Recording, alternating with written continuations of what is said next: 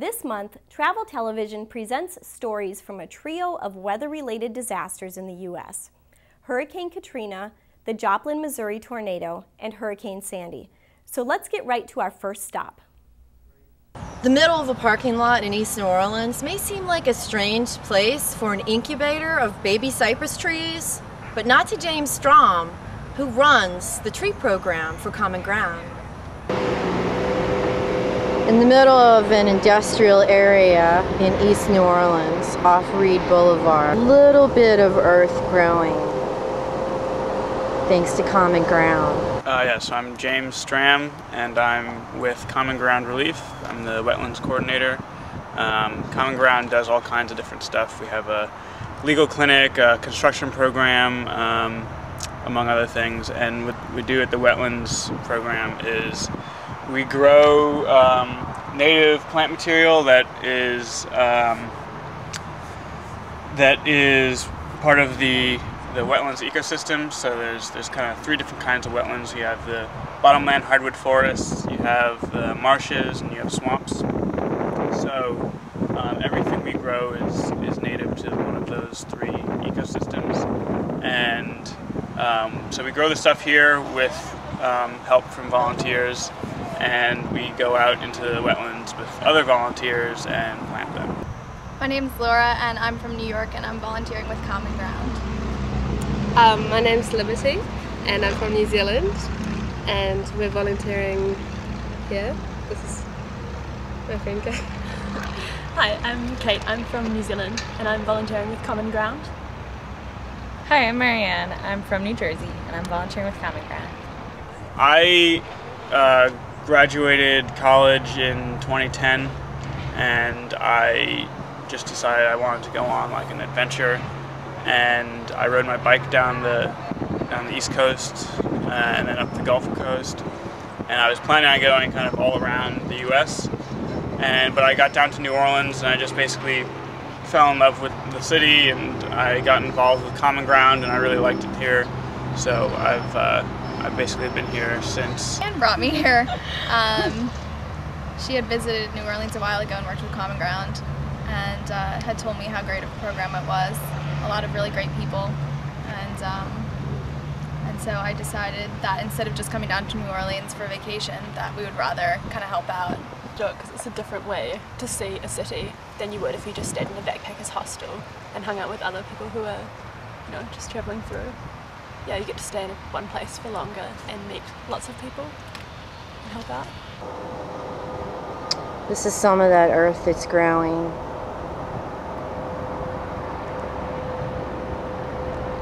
Baby grasses, baby oaks, baby cypress. Little incubators for the trees and grasses of the swamplands that help to protect the Louisiana coast.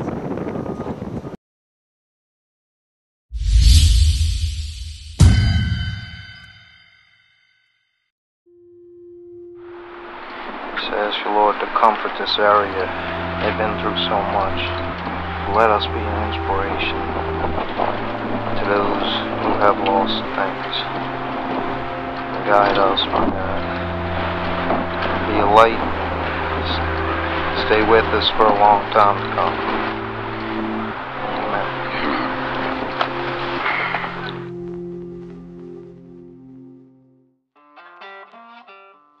2 weeks after Hurricane Katrina, this city was a ghost town. And to drive through your city and to be able to hear a pin drop and to look at, every mom and pop business or restaurant that you ever went to see all of that boarded up or wiped out and no one in town, it was surreal. It was almost like a Twilight Zone episode. 3 days after Hurricane Katrina, I went to my house. I had to go by boat. And we had about 9 feet of water in my neighborhood, and this is my house. I know, and I want to explain to those people that the helplessness that they might be feeling now, there is hope. There are people that care out there, and there are people that are going to help.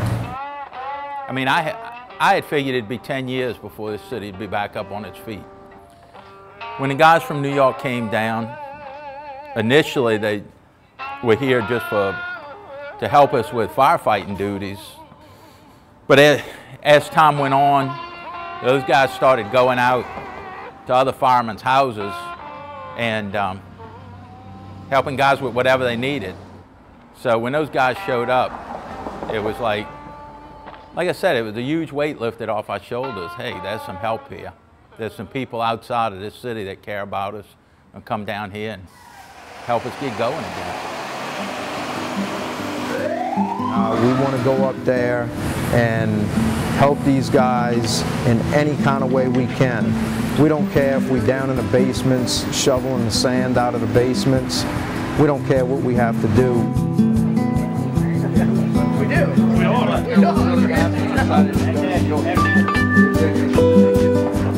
We're headed up to New York City to help our brother firefighters with a little relief after Hurricane Sandy. I'm excited. I'm ready to get there and get busy. New York firefighters came down when we were in desperate need.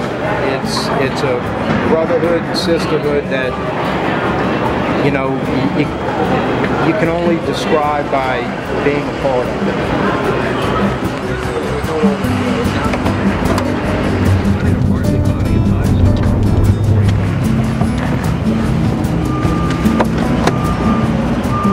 I just want to let you know, though, I know how you feel, man. Absolutely, bud.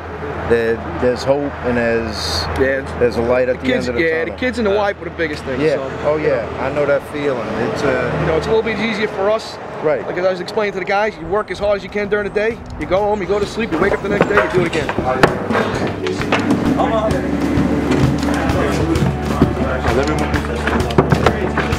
Look at it. How we?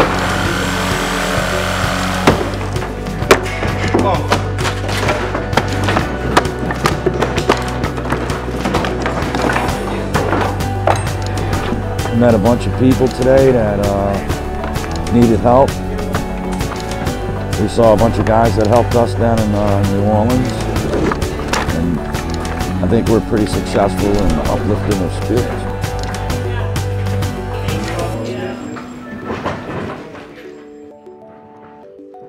We're out in a breezy point where all the houses burned down, and they actually had one American flag that said bigger, better, stronger, which meant a lot to me because losing everything in Katrina, that's what I wanted to do, is build something better, bigger, and stronger. My name is Billy Shanks, captain of the New Orleans Fire Department. You know, we're up here to help people out, and I know you need some help, and this is just a little gift from the people of New Orleans. I don't know what it is. It's some cash and a gift card. People we know what you're going through. all the way. We love all y'all. Hey, all three of us right here lost our house, so we know. It's okay. All three of us. Accept it. Somebody's gonna Gotta seal it up. Every day it's going to get better. Every day it's going to get better. God bless you guys.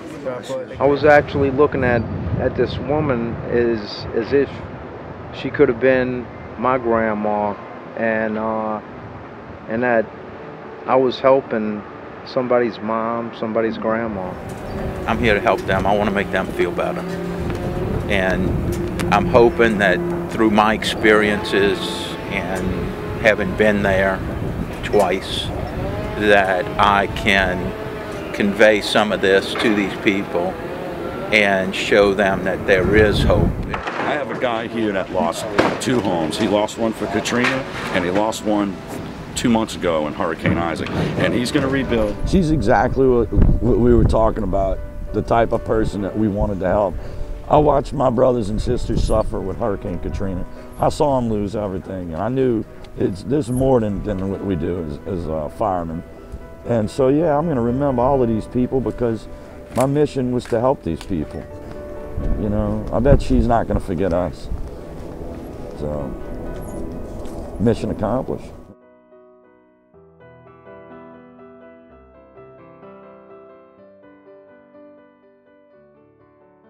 Travel Television spoke with Ken Budd about his life-changing experiences volunteering in New Orleans, working with schools in Costa Rica and China, and assisting refugees in Palestine. His journey is chronicled in his book, The Voluntourist. So what exactly is a voluntourist? Well, I think a voluntourist is someone who does short-term volunteering, and it could be anywhere from 2 weeks to 3 months, and most of us can't take those 2 years to join the Peace Corps, so this is kind of a way to do it. Okay, so what are some of the activities and places that you went when you were a voluntourist? I went to 6 different places. I was in New Orleans, I was in Costa Rica, China, Ecuador, the West Bank, and Kenya, everywhere from elementary schools to a special needs school in China, to a children's home in Kenya, and helping scientists in the Andes in Ecuador. That's kind of a wide range of experiences you had. Well, once I really got into this, I wanted to challenge myself in different ways. So I wanted to go places I hadn't been, I wanted to go places that intimidated me a little bit, and I did want to try a variety of work. So I wanted to work with kids, I wanted to test myself physically, and so the last 4 trips were kind of plotted out. And so what made you choose those places specifically? Well, when I started in New Orleans, and there was sort of a certain amount of serendipity involved here. Just the opportunity came up and I took it because I was kind of asking some questions about life. And then I went to Costa Rica. My wife and I didn't want to go too far. And after that I thought, well, okay, I've done my little We Are the World thing. It's time to be normal again. And then someone in Costa Rica had told me you only learn about yourself when you're outside your comfort zone. And I really started thinking about that. And that's when I thought, okay, I want to do some more of this, and like I say, I want to try and test myself in different ways. Okay, so did you actively seek out those different opportunities, or did other people point you in those directions? I actively sought them out, and like I say, I was trying to look for a mix geographically, I was trying to look for a mix of different kind of work, and underlying that is the whole idea that I want to try and help others in some very kind of small way. Everywhere you went, it was just this idea of being there, and that was important, and I really saw that in China. I felt more discombobulated in China than anywhere I went because I don't speak Chinese, and we were at a special needs school. And these teachers work these incredibly difficult jobs, and having us there, we were like a break in their routine, and it was important to them that we cared enough about what they were doing to come all the way out there and do that. And the woman who ran the school told me, she said, you may not think you're doing much, but it means a lot to us, and it means a lot to the parents, and so I found that kind of everywhere I went. That sounds really rewarding. Yeah. So when you first began this journey of all of these volunteer tourist trips, what was your thought behind that? What made you decide to do this endeavor? Well, it was a couple things. I had hit one of those periods in life where you're starting to ask some questions. I was turning 40, which is always a great time for a midlife crisis. My wife and I, we didn't have kids. I was trying to come to terms with that. But really it was that my father died, and my father died very suddenly. He was playing golf. He'd been retired about a year, and he just collapsed. And after it happened, we start getting these letters from his friends, and they're saying, your father changed my life. And so you read these letters, and I'm thinking, what are people going to say about me when it's my turn? And volunteering was a way to try and do that a little bit, to try and give back a little bit. And I thought, okay, if I can't have kids of my own, maybe I can help someone else's child. And that's really what drove this whole thing. So leaving a legacy in your own way, in a different way. Yeah, and I found, everywhere I went, my story, the book is my story, but people have told me again and again, that they see it through the prisms of their own life, and it's made them think about their own fathers, and it's made them think about their own legacies. And everywhere I went, it was an interesting mix of ages. You would have college students, but you would also see a lot of people in their 60s. And I was in China. There were 11 of us. 8 of them were over the age of 60. And I think it's because they're looking for a deeper travel experience, and they want to get off the tour bus and really immerse themselves in a place. But I think it's also because they're thinking about their legacy and how they're going to be remembered, and the world they're leaving behind, and the example they're leaving for their kids and their grandkids.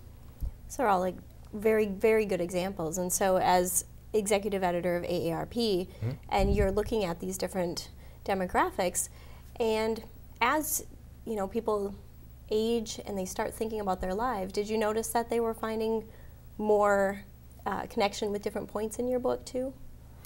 Yeah, I met a woman, I was lucky enough after I went to Costa Rica, who had also gone, and we sort of connected afterwards, but she was 80.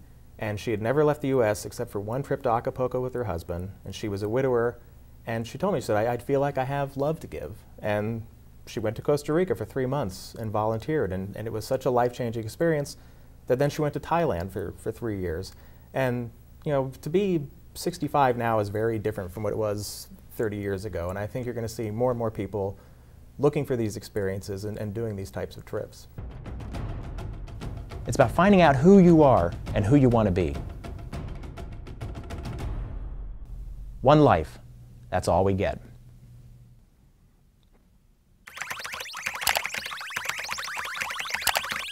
Aptly named Route Happy will help you find quality and accessible information when you are shopping for flights and preparing itineraries.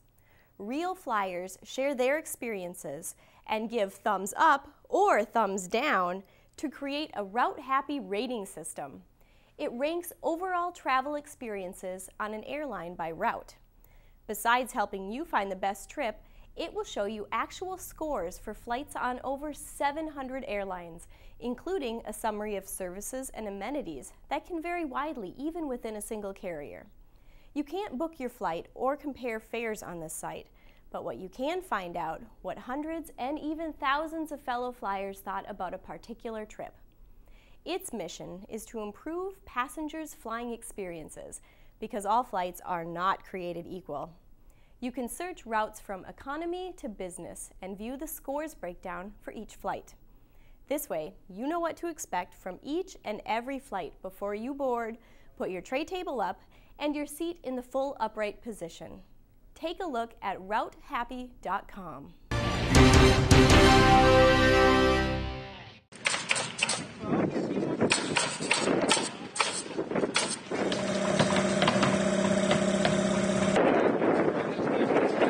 We didn't make this mandatory. We just told them that team meeting. Coach Cornell told them that, hey, this is what we're doing. He gave a little background on what happened last year. Told them about the disaster. Told them what the team did last year, and you know, we said whoever wants in can be in, and that was really good.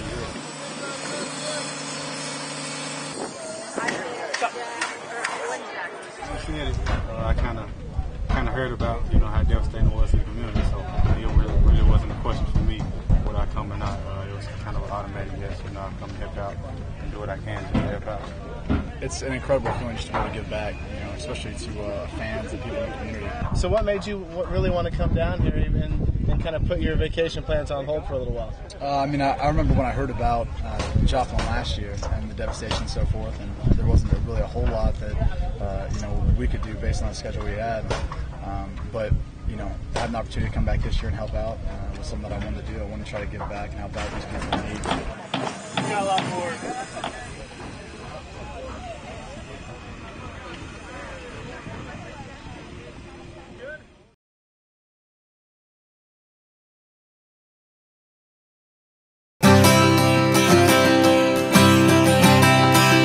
Whenever I travel, I love to bring something back from the experience. So here in Saigon, I'm checking out a studio where they make basically lacquer items. And the process, as they explain it, is pretty interesting, but what you're seeing here is the finished product. You can come to a place like this and take a small souvenir away for as little as $5, $10, or $15 US. Or you can step up to something like that, which is absolutely incredible.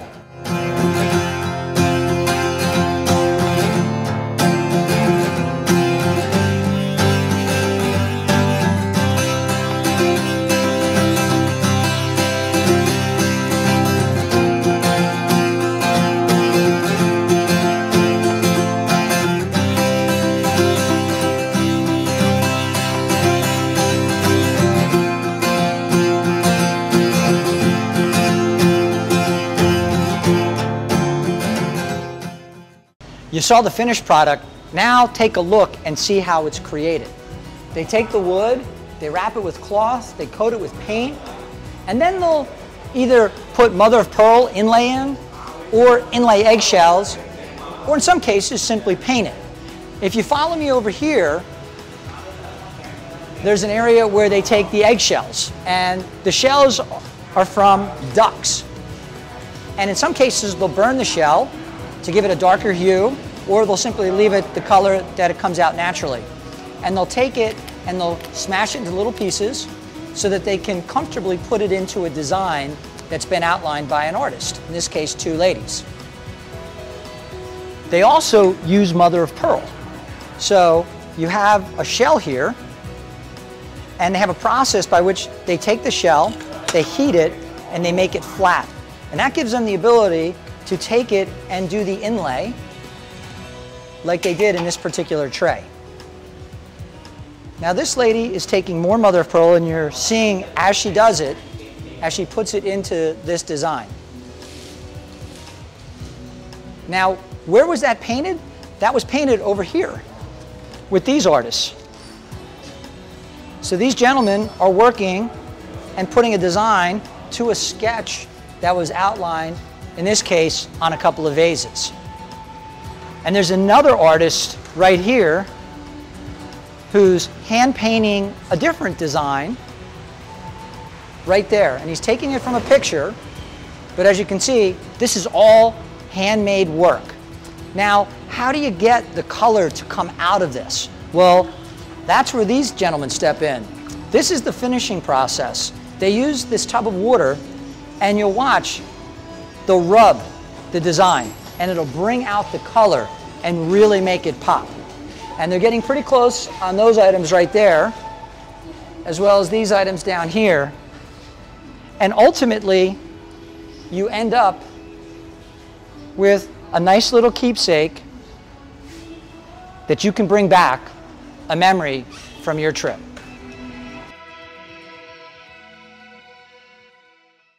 Hi, I'm Carrie Keenan with Travel Television. Today I'm here with Dave Skoblar with Project 195. Welcome, Dave. Hi, thanks for having me. So your organization has worked with the 3 major weather disasters in the U.S. What sort of work have you done with those areas? Well, there's a lot of things that need to get done and after a major natural disaster. One is organization, and working with who's on the ground right there from the start, whether that be FEMA, whether that be the city or town agencies who are already in place, and then kind of working within that framework and helping where the gaps are. Usually that comes in with volunteers from around the country and kind of working on projects that kind of slip through the cracks. All right, so the 3 areas that you have worked with have been? Well, we started actually in New Orleans, and as soon as we started to kind of get our feet wet and start really kind of putting things together, well then Tuscaloosa happened, and then Joplin, which is actually a really horrible situation that happened there 2 years ago, or close to 2 years. And then now we have, we're dealing with the aftermath of Hurricane Sandy. So we have a full plate and a lot of help that needs to go around. All right, it sounds like you're in a lot of areas around the U.S. Yeah, I put a lot of miles on, whether through the air or through the ground, but we have such a fantastic family of volunteers from around the country, young and old, from all walks of life, who literally just will do anything to help their neighbor, and it's an amazing thing to be a part of. That sounds great. So I know you've done a lot of work with Joplin, and you have Joplin House. Can you tell us a little bit about that? Absolutely. Joplin House was something that we thought of over the past couple of years, especially working with New Orleans in years past. And we wanted to have a fully sustainable volunteer model for housing in any major disaster area. And the reason we came about this is because when you deal with going and volunteering, a lot of times you're taking off work and you need to get a hotel and things and it adds up. So by making Joplin House, which is for volunteers only, working whether with us or maybe with their own church organization or anything else, the whole thing was to give them all the comforts that we could possibly give a volunteer to make them enjoy the volunteering experience, because that's what really is the most important thing that brings volunteers back to, say, another disaster. So you provide this Joplin House for the volunteers. So if a volunteer is looking at all these different organizations, what are some things that draw volunteers to your organization specifically? All I can say is that what we do is we put in 110% for the volunteer as well as where they're going to volunteer. We will do so many things to try to limit the cost to the volunteer to go to those places and have everything set up for them. So literally all they have to do is get there, and from then on they have a work site, they have a place to stay, food available if necessary. So there's a lot of things that you don't want to have to worry about when doing this, and we try to take care of all that for them and give them good, safe, quality work when they get there. If you're interested in contacting the organization, you can find them at project195.org. This is Carrie Keenan with Travel Television.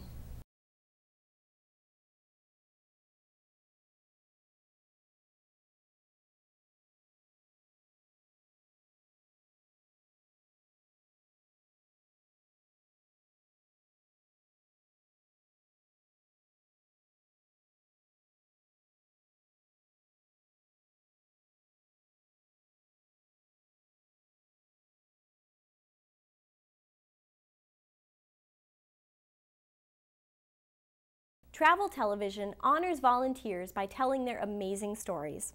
Watch this month as your neighbors respond to those in need after Hurricane Katrina, the Joplin, Missouri tornado, and Hurricane Sandy's devastation.